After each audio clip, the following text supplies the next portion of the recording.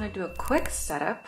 So we're going to start with our left hand, and from middle C, I want you to find the lower C below that and place your third finger on that C and allow each finger to fall on a key.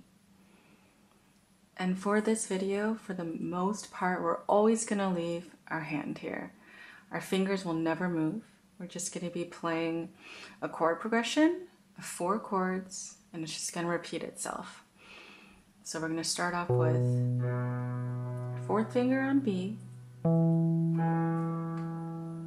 thumb on E, our pinky on A, and our second finger on D.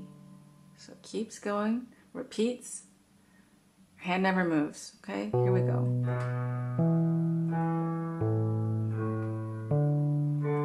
Repeat the whole time.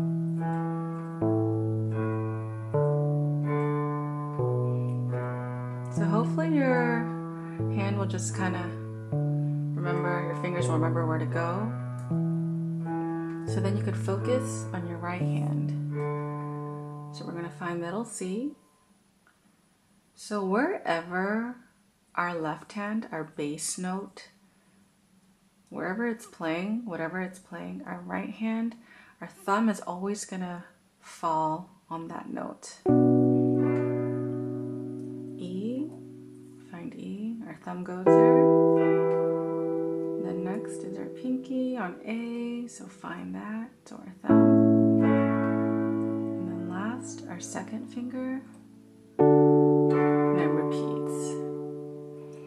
So again, whatever our bass note in our left hand is playing, our right hand thumb is also going to play that, which will help us decide what the chord is.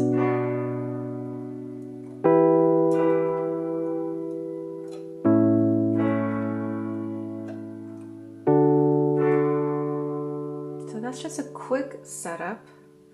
If that was kind of difficult, take a break, pause it, and practice on your own, or you could follow along with the video because it's going to break it down step by step as well. All right, let's do this.